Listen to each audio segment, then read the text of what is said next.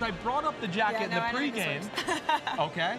And I didn't know. Yeah. I was like, man, Nike's making some cool jackets. Yeah. Mandy Shanahan texts me. No way. And she's like, Kristen Juszczyk I love her. designs these. So I came on at halftime and gave a correction. Kyle Juszczyk's wife, Kristen Juszczyk, she made it for all of them. And honestly, that meant the world that you did that. Seriously, that's what changed everything. Wanted to talk crap for you because I'm like, you never tagged me or gave me credit on He's been social excited media. about this. Sorry. I actually owe my life to you. So want percentage I, of off-season? Sweatshirts. I'm gonna make you wear my sweatshirt or at least pub it for a second. Absolutely. It would be my honor. Yo, yo, yo, what's up? It's Chris Simms. It's Chris Simms Unbuttoned. That's right. It's just me again, making millions for people out there. That's what I'm doing. Kristen Juszczyk, that was awesome yesterday, and she said she owed me, so maybe she'll make me millions. We'll right? see. She held up the hoodie. She did hold up my hoodie. I feel like the problems are resolved. You guys are good. We're good. We're good there. Yes. We're good there. You are becoming a bit of a marketing guru. Oh, am I? Yes. Yeah, it seems that way. Okay, Yes, we'll yeah. see. That went pretty viral. So Did it? yeah, her jackets and that everything. did. Yes. You're right. You're right. I Yes. was like, I thought you were talking about yesterday. Yeah, we'll get there for you. Don't worry. We'll get there. Yeah. Right. But then we got the fucking big effort here today. And I gotta can't love say it. the F word. I can't say the F word. The effing but we big let one effort. out. One got by the goalie there. All right. But We're off to a Orlando hot start. Brown, Orlando Brown Jr., our offensive line expert of the Chris Simms Unbuttoned show. He's here. He's gonna hang out with us, talk some ball, man. So I don't know if you know the story there. I don't. That was my first time hearing it. So we were doing a playoff game a few years ago, Chiefs Dolphins, the freezing cold game. Yeah. Taylor Swift walked into the game with this jacket on in '87, and it had all these, and I was like, whoa, that is cool. Like, where's that jacket? And so time goes by, and I have all these people texting me going, Kristen Juszczyk, Kyle's wife, designs these jackets, and that's where Taylor Swift got it from. So I put it on blast, and I said it during halftime of the show. And her business exploded. So I gave her some crap yesterday. I was like, you never tagged me on social media. I was about to say, you got to get some love You off never that, gave man. me love or anything. So I went at her yesterday, and she was a great sport about it. No, that's great, bro. It's a hell of a story. Yeah. Orlando, we're so happy to have you here, man. And after a roller coaster season for you guys, what is it just going to be normal for you? It feels like it's hard to just get a rhythm, whether it's the injuries or the chaos or whatever it is. There's plenty of good moments. Yeah. But what has it been like going through such a turbulent kind of season? Yeah, it's tough, man. It's never fun losing. It's never easy losing. You put so much time into this sport in the off seasons and throughout the course of a season and a work week to go out there and prepare for a game, to go out there and play your best. And when you come away with a loss, it's obviously gut-wrenching. And so, man, this season, it was a tough one for us with Joe getting hurt there early against Jacksonville. It was somewhat, I want to say a freak injury with how it happened to him. Man, I think that's part of our locker room culture that's continued to build. And so, to me, what you'll see moving forward in future years is a battle-tested group. And so I think our locker room got much closer this year. Guys spending time with each other off the field, all of those things. All of that is so important when you talk about building the right culture to be able to establish a winning culture. You guys got to be going a little crazy because it's like 2 years ago, it was like if the Bengals got in, like who knows what would have happened. Yeah, look out. We were all going like, man, they might be playing better football than anybody. Yeah. This year, it kind of felt like that was about to happen again. Yeah. Joe comes back, Thanksgiving. You guys are probably like, uh-oh, here we go. Oh, yeah. Right? Yep. But, like, what do you guys got to do to fix the early part of the year? What is it in your assessment that's just a little off in that part of the season? Yeah, well, this year we won the first two games, which was a little bit different for us. And then we had some really bad ones in there, man, with Minnesota, Denver, Detroit, Green Bay. I mean, we played a gauntlet, though. You know what I mean? Did. But, no doubt. But yeah, to me, man, it just comes down to figuring out how to do it. And there's a bunch of things that go into it. To me, it starts with us as players taking accountability, understanding the amount of urgency that it takes. And, that stuff starts in April. That starts in training camp or the work week or whatever that may be, man. But it starts with us as players taking accountability to play harder and play better in those situations. Right off of that, too, just because, like, would you ever go – Zach Taylor, they've been in the Super Bowl. I know that. He's a damn good coach, all of that. But at the same time, would you ever go, like in Kansas City – Andy Reid and them are like famous for starting fast, right? Oh, yeah. Would Zach Taylor, or would you ever go to him and kind of be like, hey, we used to do this at training camp, and maybe that'll help us? Or is there any conversations like that? Yeah, I mean, I got so much trust in Zach and how he operates. You know, I personally never feel the need to do that because Coach Taylor's created his own success. You know what I mean? They've been to a Super Bowl. They've won a ton of playoff games. They've been in the 2 AFC championships. And, you know, I love our schedule and what we do. You know, I really don't think that I could point fingers to coaches and say, you know, or our schedule or how we operate. I think it really just comes down to players taking real accountability. And, you know, you look around the league, for example, you look at the New England Patriots who are in the Super Bowl. I heard Mike Vrabel state something early in the season. I think their social media team posted it. And he said that not everybody has the same personality in our locker room, but they're all looking to achieve the same goal. Right. And I can deal with the F words. Right. So, but to me, that's what it comes down to, man. Is players taking accountability, buying into each other, buying into the culture, and saying, "Hey, we're gonna do this no matter what." Because there is no coach that's gonna give you the perfect answer to go out here and win a Super Bowl. You know, no matter if it's Bill Belichick or Vince Lombardi. So, one of the highlights of the year, though, the Thanksgiving win over the Ravens. Special. It's amazing. We gotta relive the turkey after the game because this is you. I don't know if you've actually watched this back, but take a look at the turkey eating after this game when Joseph Asai had a little bit of problems with it. I mean, this is a tough one. Were you playing for that turkey leg? I just, I don't know. We need some water. I started eating too soon.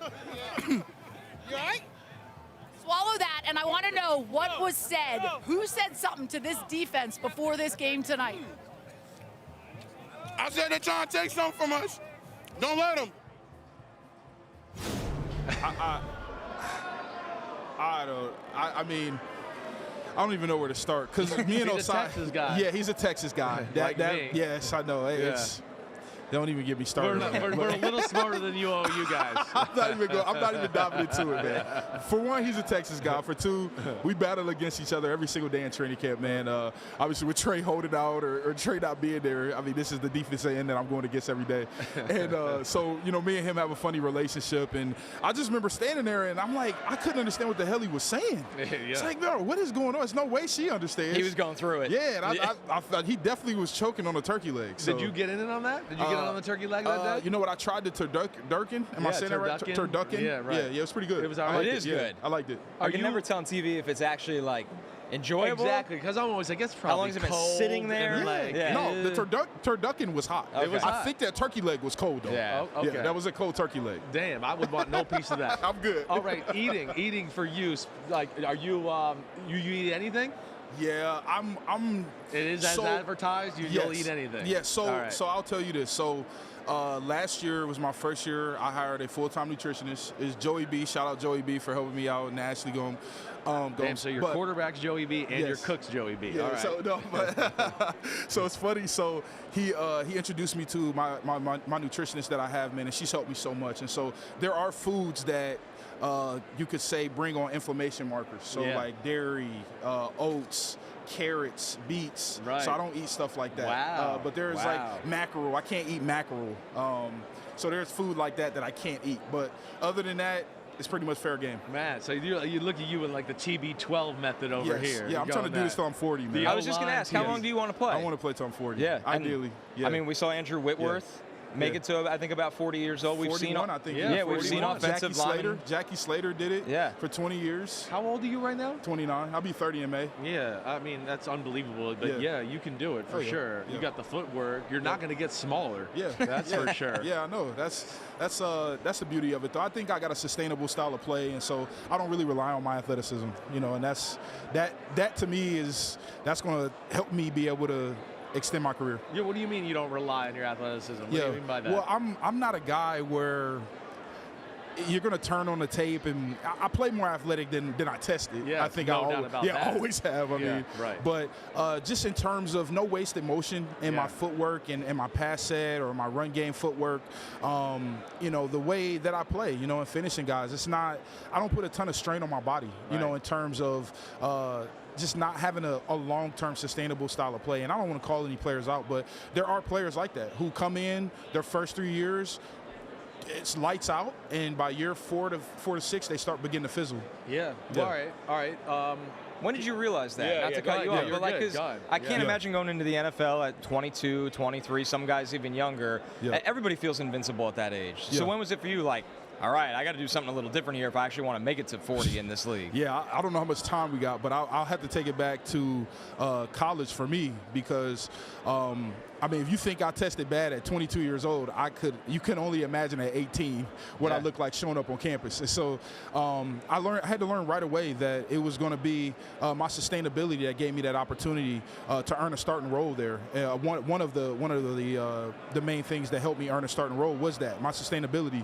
And so I knew that, man, I'm not the best athlete. I never really have been. And so playing in the Big 12 at the time, we were playing these big bowl games and playoff games. I would go against elite talent. And I learned early, man. We played Texas my freshman year, redshirt freshman year.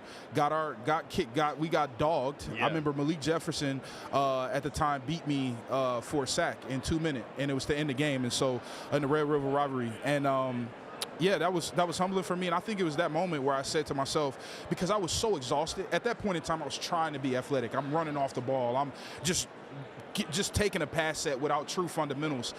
For me, that was when I got humbled, and I realized, you know what, I got to find something that helped me sustain and help me go through the course of a 60-minute game, being as explosive as I can be, as efficient as I can be. What do you do in the off season now?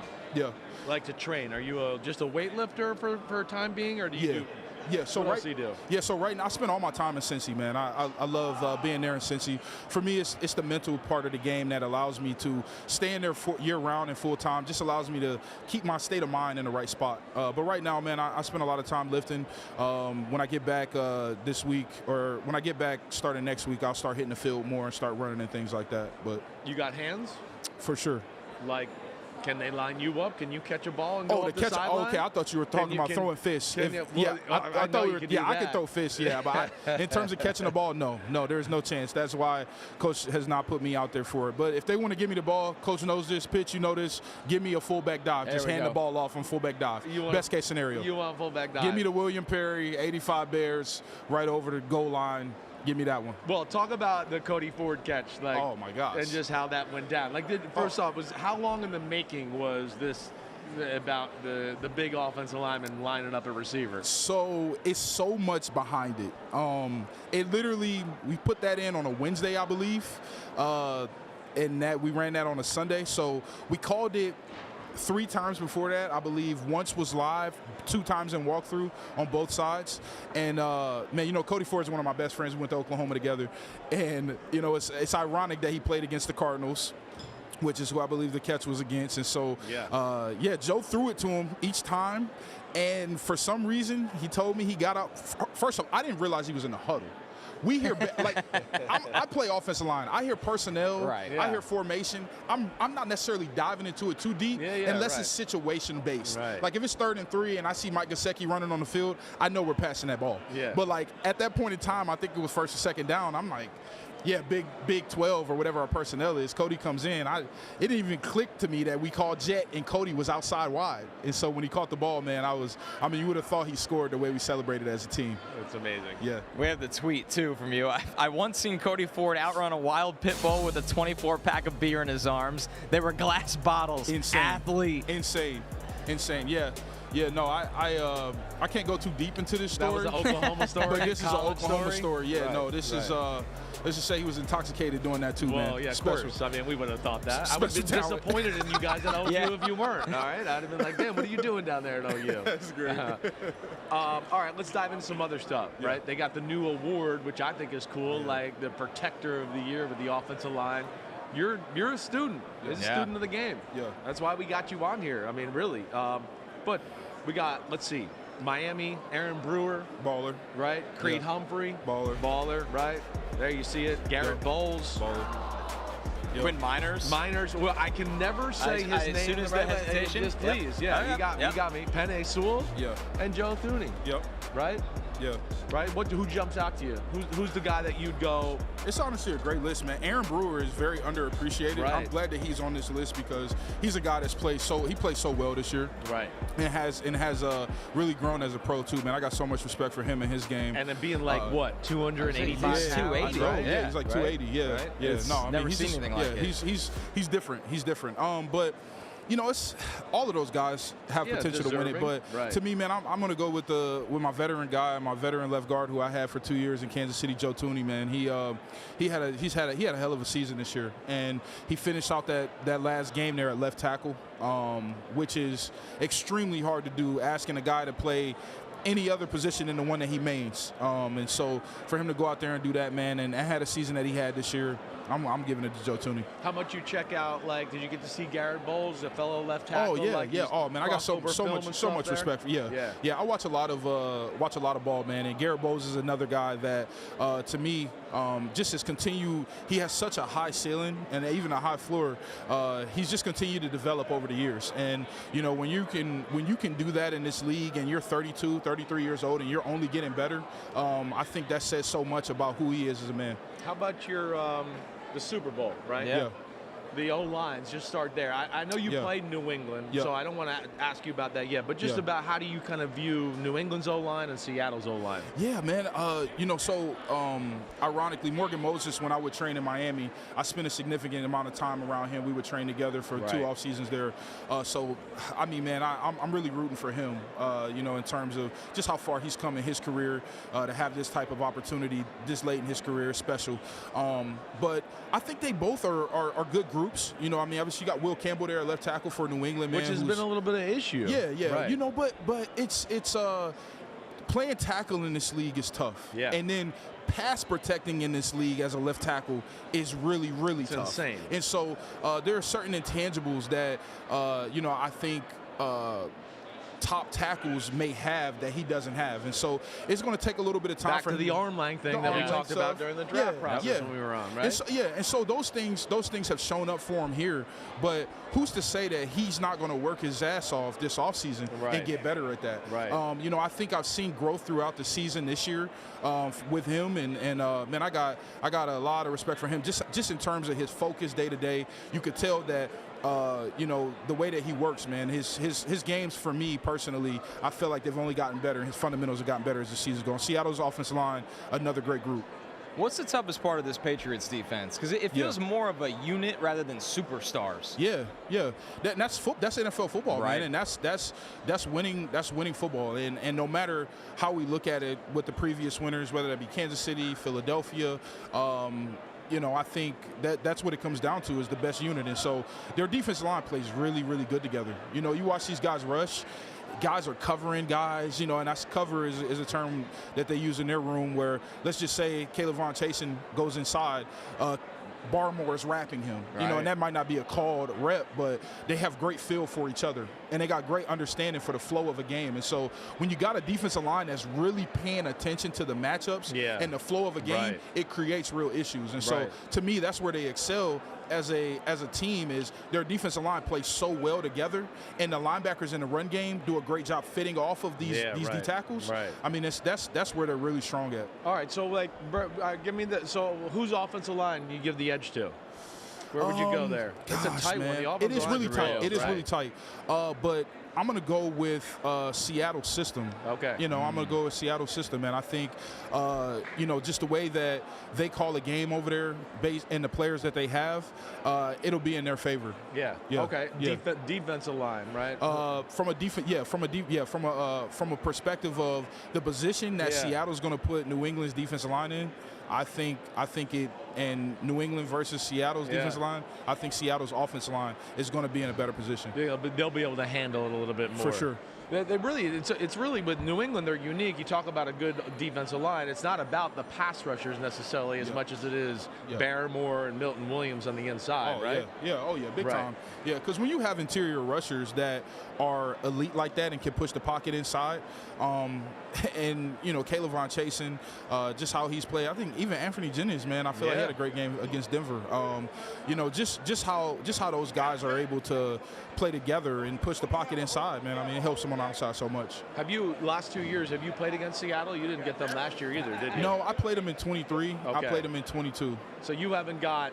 You haven't seen Byron Murphy Jr., I guess, in person No, yet, I have right? not. No, but he's different though. Yeah, he's right. different. Yeah. And Leonard He's Williams, good. you ever had to mess with him yet in person? Yeah, I've played him, Giants and the Jets. Right. Yeah, but he's another one that's like real deal, and he's found an even different version of himself totally in Seattle. did, right. He's better. Right. He's better. You know what I mean? And you know, I really like how he's played this season, man. He's been really good. You have a pick for this game? A feel for a side? I'm just. It's you hard. sound like you're with us, or you're like you're leaning Seattle. Yeah, right? I mean, I don't want to pick anybody. I just I'm a huge fan of the storylines in football and what Sam Darnold has been through as a pro to get to this point and be able to overcome and shut up a lot of haters. Yeah, man, I'm rooting for him. You know, same thing with my guy Morgan Moses in New England. I'm rooting for him.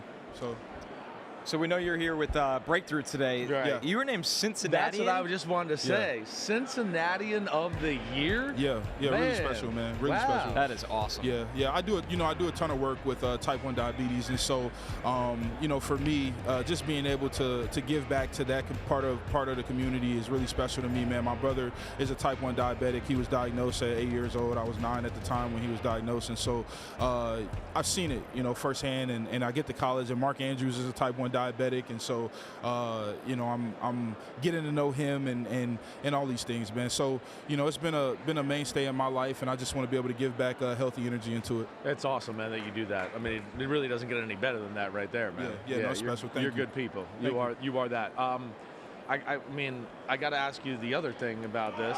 Yeah. Myles freaking Garrett. Oh yeah, right? Yeah, oh yeah. I mean, that was against you guys. Yeah, I know it was against me. Yeah, I know. Yeah, and you must have been like, I mean, he timed the snap count. Oh, he did. Yeah, no, right? and he knew, man. He knew. I think he actually came out and said that he knew it was his last one-on-one in the game. He came up on our show. Yeah, he said that on the right? pregame on Football Night in America. He said to Maria Taylor, he goes, if I don't get it right here, I might never get a single the rest of the game. Yeah. And so he kind of knew that, man, and he did a great job. I mean, he jumped the snap incredibly. I thought I jumped the snap. I look over, he's already 2 steps in the ground. He really. It was like almost borderline offside. He got off so good. But you know, that's football, man. And so you know, I hate that obviously he did that against me, the competitor, and me. But like I said, man, I mean, Myles Garrett is the best defensive end of our generation. Yeah, you're right. There's nothing to be no ashamed shame of. of that. And I think there's actually something cool about it. Honestly, when it might be like you have to get in the recliner a little older, and you're gonna go, I had some battles with that guy. And for sure. I'm okay being in that highlight there. Yeah, for sure, man. No, I got a lot of respect for him, man. I mean, he's different. You played really good against him that day. Yeah. I mean, he made that play, and that's all it comes down to, man. When that gets called right there, are you like, yeah, they don't want to help me out here on this one? No. The way that I saw it is I knew he knew that. Right. So I knew he knew that, and like I'm not an idiot. I've played against this guy so many times. I mean, that had to be our 9th matchup, I feel like. Right. And so I hear the play call. I'm getting in my stance, and I'm never looking for help, to be honest. But I knew he knew it was going to be his last one-on-one. So I tried to get off the ball well. He jumped it better than me, and yeah, man. I mean, it just kind of the flow of the game is what happened. What's the thing he does that's like your biggest problem with him, right? Like, what's he gotten you with a few times? I think everyone struggles with the same thing with him. Is he's so big. And he's pigeon-toed and knock-kneed when he rushes. And so everything feels like power. Yeah. And he's also extremely explosive to where you think, you know, maybe he's going upfield and he can explode off his pinky toe into an inside move and gain 5 yards of space. And so to me, it's his change of direction that makes him so unique with his size combination, man. It's like everything feels like it's speed to power, and then he transitions really well.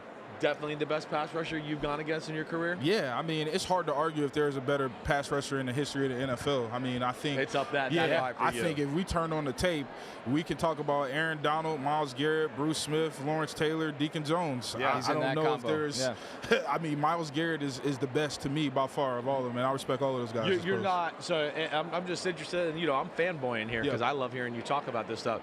Michael Parsons, you don't think is quite there? He's a great player too. I know that. But he's a great player. I think he's smaller. He's smaller. So he he's is a different smaller. matchup for you, yeah, right? Yeah, he is. He is. And so for me, going against a guy like Micah Parsons, it's a different kind of battle. You know, the issues that he presents is still change the direction, but he does a good job of figuring out how to maneuver once you get your hands on him. And so although he is small, he's stronger than you think, and he does a great job playing within his hips and his feet. He's never really out of whack. He's not balanced. You know what I mean?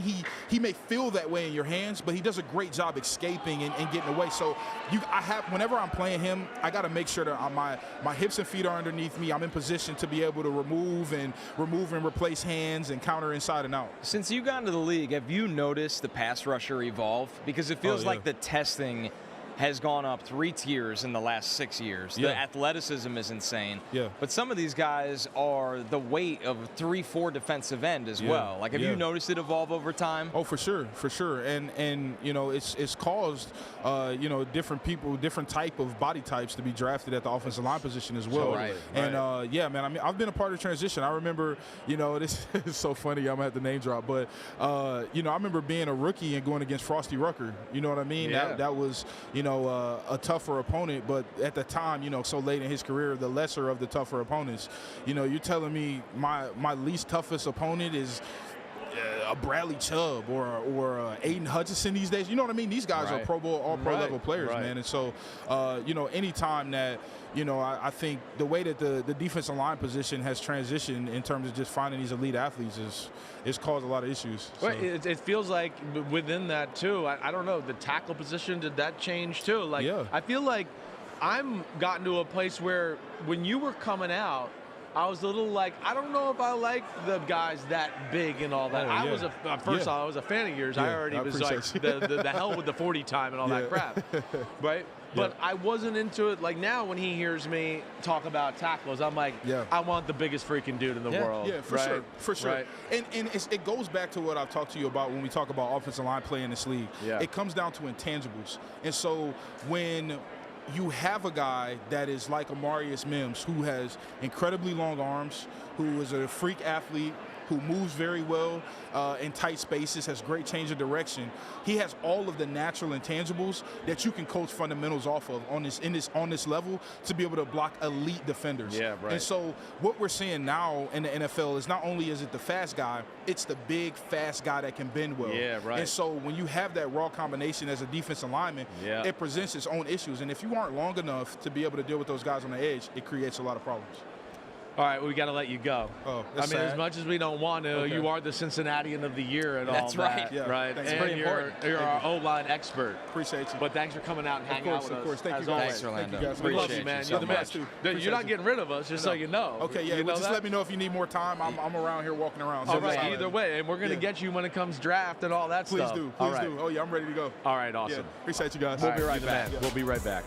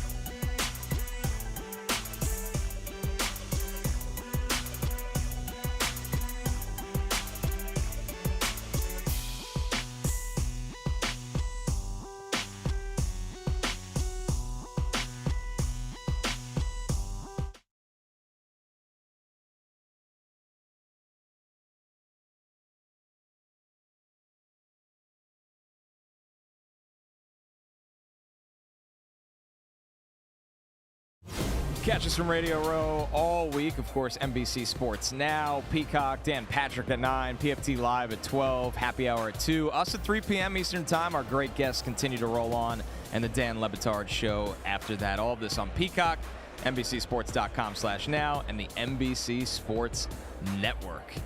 All right, Chris, a lot of fun with Orlando Brown Jr. Orlando's awesome. I mean, he's he's made for TV. Right. Right, and I think that he's the rare offensive lineman, left tackle or whatever that I wouldn't be shocked if there was pregame shows and he decides to retire 11 years from now because he says he wants to play till he's 40. Yep. Right, but he's going to be able to do it. The personality's there. He's got real passion for the game. He's our buddy. I think it's so hard when you're a current player, I would imagine, to keep up with everything in the league. Right. And it feels like he genuinely knows everything going on in the league. Well, he get done and he's like, just do the draft stuff. That's what he's saying. Right. And he's, I haven't really started breaking down film yet, but I've watched a few guys. I watched Proctor the other day. Like, that's like our kind of stuff. I love it. And yes. I haven't even gotten into that yet. But at the same time, it just shows you where his head's at, and that's what makes him a damn good football player. So we've had some big news, a lot of Eagles news Holy crap. going on right now. It feels like the Eagles with their coaching staff. It is crazy. Jeff Stoutland, speaking of offensive line, legendary offensive line coach. He leaves the Eagles. It doesn't seem like he's retiring from coaching. Kind of a hard one to decipher considering how long he's been there and how impactful he's been there. It's huge. I mean, this is one of the best offensive line coaches that we've known in football for the last 20 years. Right. I mean, he's up there. He might be. There's an argument for number one. Number one, right. He's definitely in that conversation. His eye for talent, I think, is probably no doubt number one. Right? I mean, it's been a lot of years here in a row. We've been talking about the Eagles' offensive line ever since he's been there. And that's because he obviously has the ability to watch it on film and go, ooh, wait, this guy's good. Then sees him in person, learns the guy a little bit, and then goes, wait, he'll fit with us. We like it. All right? So that's the first thing. I mean, yeah, that's special. But to the overarching point, and again, this is where Super Bowl week's a little crazy because I might not be texting as many people around the league and things and knowing, but it all looks odd in Philadelphia right now. I don't think there's anything crazy there. I know Philadelphia people who I got a lot of people in my social media with Philadelphia where they're like, maybe Chris is right. And I still see stuff of like, oh, Chris is an idiot. He just wants to hate on Hurts and all that. And no, I don't. I'm just telling you those are some of the things that are going on behind the scenes in the NFL. And the fact that, yes, that nobody wanted to be an offensive coordinator for the Philadelphia Eagles, maybe the most talented offense in all of football. Nobody wanted to. There's something not right there. Right. And where I do, at times I hear, I hear some of the Eagles fan base, it's Nick Sirianni. Listen, I'm not saying Nick Sirianni's perfect. Nick Sirianni is a good football coach. And he is not the problem. Coaches don't want to go there. That's not it. There is a little bit, and I hear, and so there's a little bit of, and a thought of, Philly's a no-win situation. And I know I got people in Philly coming back at me that are going, well, Jalen Hurts got 2 offensive coordinators head jobs, right? Oh, okay, great. I understand that. Shane Steichen the first year and did some great things and all that. People weren't sure about Kellen Moore in that year. I mean, the Saints liked him. But, I don't think everybody was like, oh, my gosh. It was not a hire that was celebrated. It was not celebrated. And good for Kellen Moore. They had a good year, especially the way they finished. Well, and I think he even showed there in Philadelphia he couldn't do everything he wanted on the offensive side of the ball with that quarterback in Philadelphia. So that kind of handicapped him a little bit from that standpoint. So I think there is that. And like I've said before, too, even with Kellen Moore there, the Philadelphia Eagles were the worst passing team passing, worst passing team in the history of football to win the Super Bowl. So, there's people that are looking at that, and the fact that all these smart offensive minds are out there to be offensive coordinators and none of them really wanted the job, and now you have this on top of it, I just go, man, what's going on around there right now? This is a bombshell, especially right away. You have somebody like Jason Kelsey come out and tweet, there's absolutely no one I credit more with the career I had than Jeff Stoutland. Right. I mean, that's a legend of the organization, knows a thing or two about being the guy in that offensive line room, and pushing it all to Jeff Stoutland. Yeah. It's going to be really interesting because you lose a lot of stability you had, Stoutland. You hire Sean Mannion, who we admittedly, we don't know what that's going to look like. No. But this is one of the most inexperienced offensive coordinator hires I've seen for a prestigious job. That's the point. By the way, we have somebody joining that knows a thing or two about playing quarterback for the in Eagles. Philadelphia. We're going to hear it. McNabb. No, he's about to walk on here. Perfect person to ask. But I hear you. That's what's I'm going to say alarming.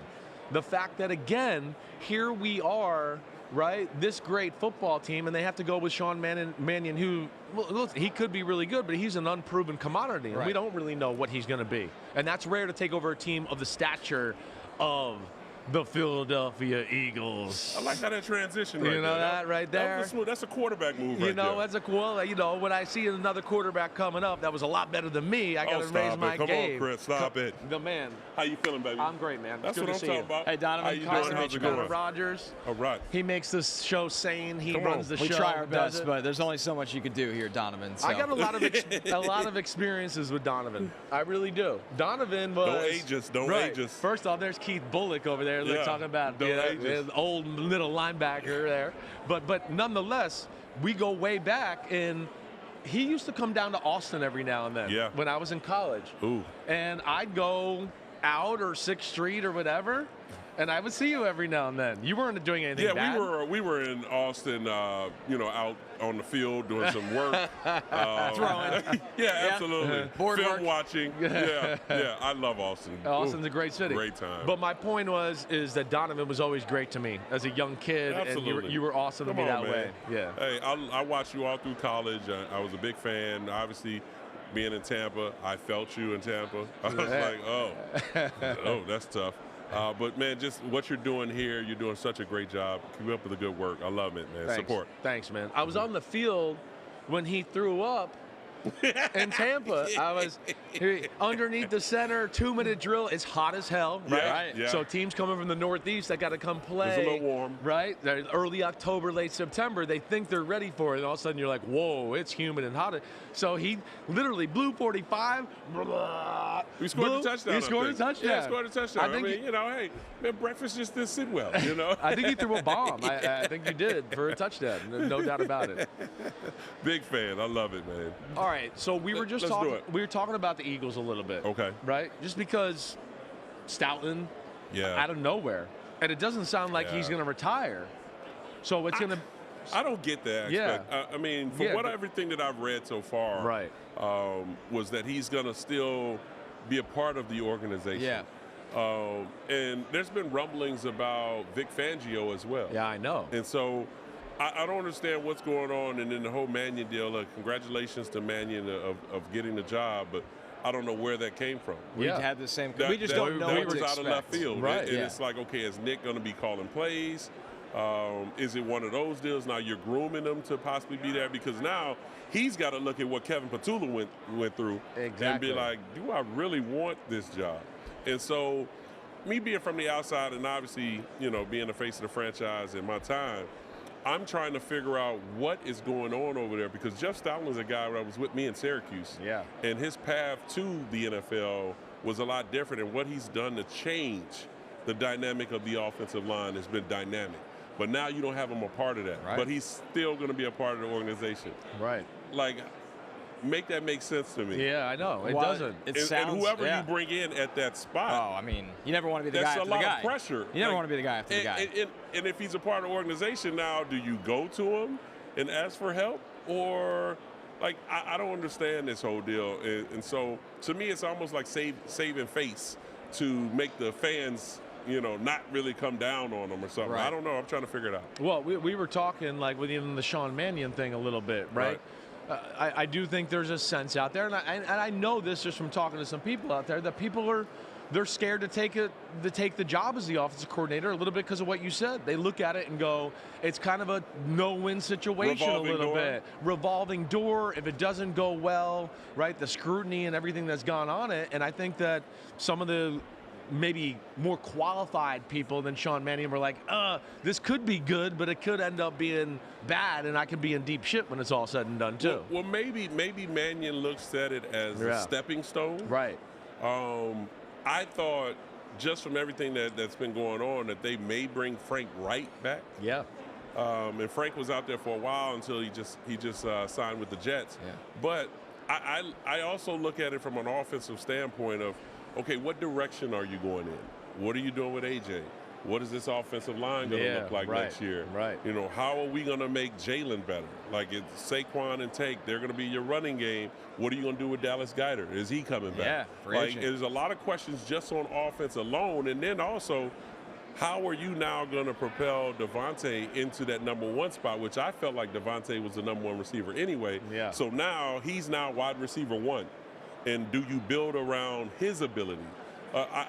My question with Mannion is like, okay, with your resume of who you've been coaching under, how does that translate to in Philadelphia? Right. And so are you a guy that just, my system is my system and we're just going to run it? Or do you build it around the talent that you have? And that's the difference between a good offensive coordinator and just a coordinator that's going to come in with a playbook and this is what we're going to run. Well, I feel like Steichen was able to do that. Steichen was a little pliable in some ways, and that's why it worked out. And we've seen him coach a lot of different quarterbacks now in Indy and have to be pliable.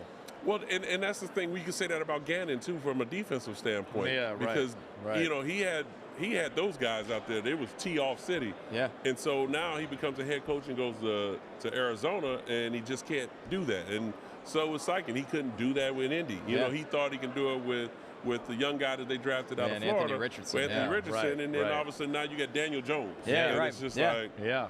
And so then you bring in Phillip, which you go from fast to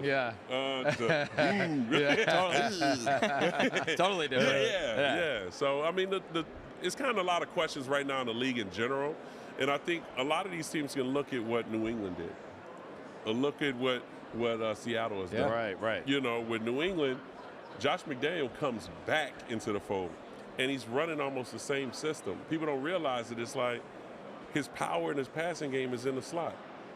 In Stephon Diggs. Definitely. Booty is almost being used like Randy. Take the top off of coverage, get a dig route, maybe run a dagger. Right. You know, all of a sudden he's got 3 catches for 85. Yeah. But then it's like 4 catches in the slot for 70. You know what I mean? And so Hunter Henry's now a major part. But the run game is what makes New England go. Yeah. No doubt about it. They can lean on you in that run game up front. This Super Bowl, we love that we get it. Drake Maye's a rising star. Correct. Sam Darnold's been a reclamation project, and it's been incredible to watch. But 9 lives. It's 9 but lives. It's not built as the Stafford versus Burrow. I love that aspect of this Super Bowl with these quarterbacks, that it's a little bit different for each of them right now. What is it just like preparing that's different preparing for the Super Bowl? The longer layoff. You're coming off a high of winning a conference championship. Like, does it feel different internally, or do you try to stay insulated and not think that way? You try to stay in the moment, and you try to be business as usual, but it's so much that involves the Super Bowl week where, you know, your business as usual. Hey, you got Monday off, you got Tuesday off, you go in and watch film on Monday, go watch film on Tuesday, you get a workout in, Wednesday practice, Thursday practice. If it's an away game, Friday practice, you leave on Saturday after walkthrough. You don't have that here. When you come here, you hopefully have taken care of tickets already. So the family issue is hopefully that's kind of out the window. And then you come here and it's like you got media obligations. You got pictures. You got media obligations. Like when Friday comes about, you think it's business as usual, and the captain's now got to go for more media obligations. Right. And so now you get to actual Sunday. And it's like, okay, decompress. It's game time. First half, you're out there playing, moving and grooving, getting oiled up a little bit. And then that halftime is an hour and a half long. And so now you're sitting looking at each other in the locker room like, how much longer? And it's like, well, about 45 more minutes. And then, you know, it's almost like I think what kicker went out to watch the halftime show. Which I would have loved to do that. Let me go. So at least I'm kind of getting my energy back flowing. The Bengals kicker did it a few years ago. Yeah, exactly. He stayed and out. So now you come back out in the second half and your warm-up time is cut short. And so now you're trying to get back going again. So it's a lot of key factors. But the thing that there's no advantage here. This is their first time for both. And so it's going to be interesting to see who handles what. I got to go ask you this one more before we let you go. Of just Jalen Hurts, right? Just what do you make of some of the stories that have been coming out, the scrutiny, everything he's had to deal with? I mean, you played quarterback in Philly. We played the position. Obviously, me being in Philly, I don't. The thing that bothers me was a lot of stuff that happens, and you know this. A lot of stuff that comes out. That ain't just kind of in the wind. You know, all of a sudden, somebody in the building or people in the building are trying to leak different things. Yeah. And when certain people report it, right, you know it's kind of where it's coming from. Right. And so I talked to Jalen, and I've just always try to be encouraging to him and support him and just try to prepare him. But he handles it very well. He does such a great job in the media. Doesn't point the fingers or do anything else. Right. He also handles it in the locker room. The thing that I was a little worried about was in this offense, he's not under center. Yep. He's in shotgun a lot. The offensive line was in shambles, and even when they were healthy, they weren't consistently good. Right. And so Saquon took the hit. So now Saquon's trying to do too much. And then from the passing standpoint, it almost became like, when you start out the season, the offensive coordinator spends so much time in the offseason in the lab, and he's creating plays, and it don't work. And then all of a sudden, by week 4, week 5, let's get back to the basics. Yeah, right. That's how they were all year. Right. It was like we're running slant spacing. We're running, power pass with the snag in the corner. And I'm like, okay, where's the creativity? Why isn't Dallas Clark running down the middle in cover 2? Yeah. Why isn't he running a basic in the single high coverage? Or why aren't we running a dagger route? Like, you know what I mean? Different things like that. Right. And I coach high school football, so I'm like looking at it like, what are we doing? Like, but it's just different things that I'm looking forward to that change with Mannion. No doubt. Hey, did I talk too much ball? No, you didn't. What? I brought coaching mode out. If we didn't have Von Miller waiting in the background there. Who is that? Yeah, I know. Come some on, guy. Quarterbacks don't like DN. He's only the guy the last time the Super Bowl was here, he won the MVP. So we got to get his butt up here. You know what I mean? Yeah. We got it. But thanks for coming to hang out with us, man. I appreciate it. Donovan Absolutely. McNabb, great having you on with us. We'll be right back after this.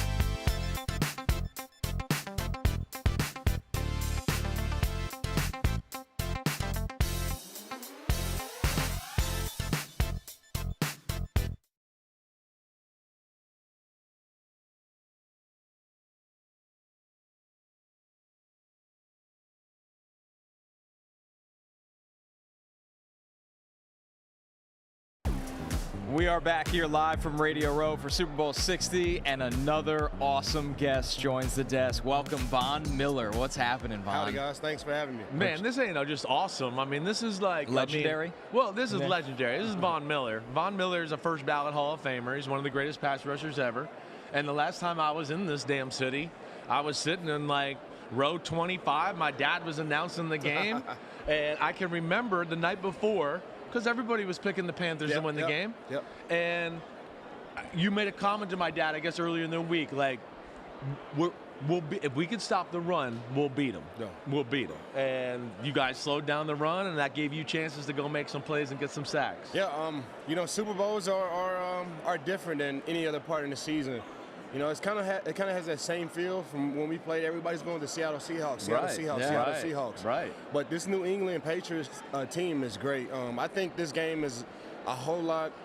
It's more evenly matched than what guys are thinking about. Yeah. I think this Super Bowl will be one of the most competitive Super Bowls that we've had in a while. I still think the Seattle Seahawks pull it off at the end. Yeah, right. But it'll be a super, super tight one. That's kind of how we feel, We've too. been saying We're like right a there with special you. teams play swings it one way, Yeah. or one kind of turnover, or whatever it is. So, yeah, I mean, it's going to be really interesting. What have you seen from both of these quarterbacks? Because we were just saying to Donovan, it's not a quarterback-branded Super Bowl, which is great to have. It's about the entire teams. You got the young guy in Drake Maye on the rise, Sam Darnold, who is a reclamation project. How do you view that side of this matchup? You know, obviously, when we look at both teams, they're both led by these defenses. Yeah, that's right. Have players all over the defense. Leaders of the offense, Sam Darnold and Jackson Smith-Njigba, their connection has been incredible throughout this whole entire season. I don't think anybody outside of those guys knew what they were going to do this season, and it's special to watch. Their connection is different than any other connection that we've seen all season long. It kind of has that Patrick Mahomes, Travis Kelce type of feel. They're so in tune, they're so tapped in. The New England Patriots, Drake Maye, he hasn't had that Drake Maye signature game in the playoffs, but he's done just enough to win the game, and that's all you want from your quarterback, your second-year quarterback, is to find a way to win the game. Both of these teams, they do it in different forms, in different fashions. Like I said before, I think this will be one of the most competitive Super Bowls that we've seen in a long time. So, like, it's been 10 years. You know, you're the last defensive player to win the MVP, right? What like when you think about it now, right? What do you think about that day at Super Bowl 50? Year 5 for Von. Right. It wasn't about contracts or sacks or stats or anything like that. I was just happy to play football. We had Peyton Manning, DeMarcus Ware, Wade Phillips, Coach Kubiak. I wanted to win the game for those guys. And I think whenever you are playing for somebody else, you're able to pull more out of yourself than what you normally would do. For me, it was all about my team. It was all about winning that game for my teammates. 10 years later, now I got 3 kids. I didn't have any kids back then. Now I have 3 kids. Now I'm 30. I'll be 37 in March. I'm still playing, though. Who would have thought that?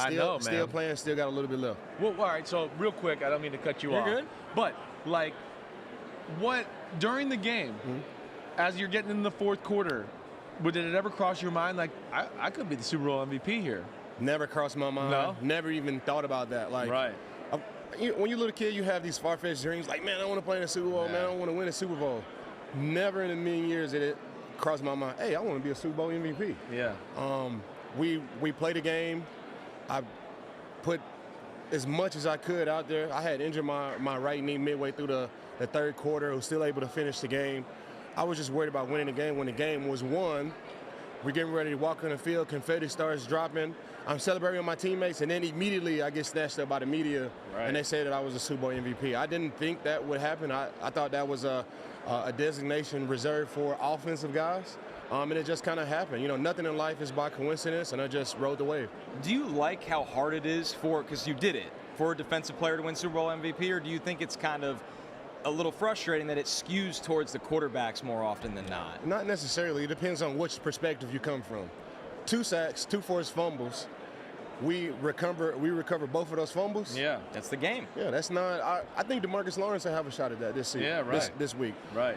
DeMarcus Lawrence, he only has 6 sacks this season.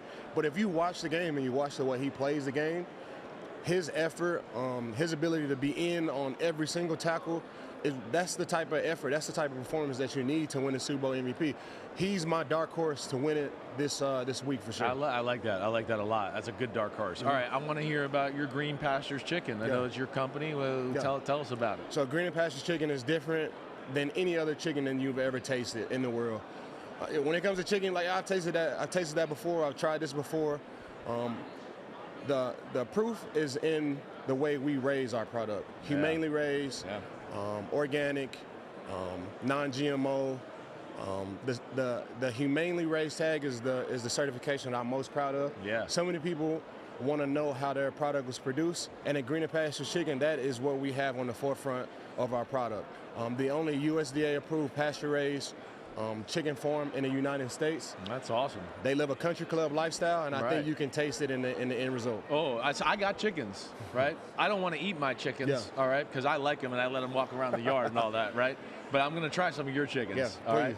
I mean, I know you're invested in this. You've been talking about this stuff for a long, long time. Forever. greenandpastureschicken.com. Go check it out. Not bad for an Aggie, right? You're not a Longhorn. You're not quite as smart as we are, but not bad for a Texas A&M Aggie. Yeah. I mean, we all make mistakes. I just chalked that one up for you too.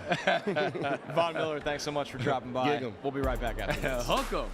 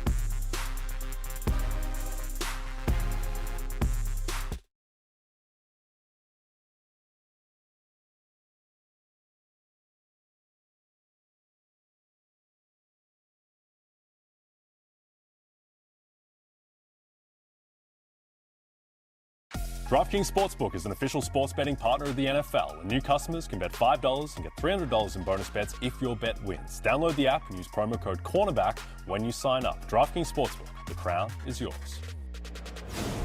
All right, Chris, another Wild Day on Radio Row. Another day. We're checking out, right? This is it. I mean, now we make the move at NBC. We start getting closer to the stadium now, so we get ready in pregame mode. You got to move You'll see stadium. Right? We'll go new hotel. You'll see PFT tomorrow, but it's also not going to be live. It's going to be things we've taped that you haven't got to see yet with all these great legends and interviews and all that. You're taking the Seahawks. I am taking the Seahawks, but I'm not taking the point. I'm not trusting 4.5. I'm with you there. Yeah. So you're saying what? I said 21-17. 21-17. Yeah. All right. So you like the under.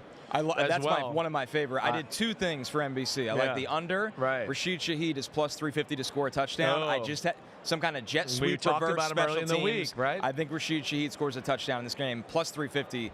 Big number. I like that one a lot. I'm with you as well. I like the under. I like Seattle to win, but I don't like them to cover. I would not trust that at all. But I'm with you in Rashid Shaheed being an under-the-radar factor. Like Von Miller told us, it might be a defensive year where we get an MVP with these two defensive football teams. And I do think a Rashid Shaheed or a Hunter Henry are going to be an X factor in this football game. They got to be. Yeah. They have to be. That's what I would expect. But you'll know where to find us tomorrow, right? You'll see taped interviews, Radio Row. We're going to be rehearsing, but everybody, we appreciate you tuning in this week. Connor, you the man, really as always, for driving the show, we'll keeping be back me in sane. The Northeast before you know it. Well, freezing our ass off back in the Northeast. I'm enjoying Cali for a few more days. But everybody out there, enjoy the Super Bowl. Have fun watching it. Check us out on all things NBC. We'll be right there Sunday, Super Bowl 60. Peace out, homies.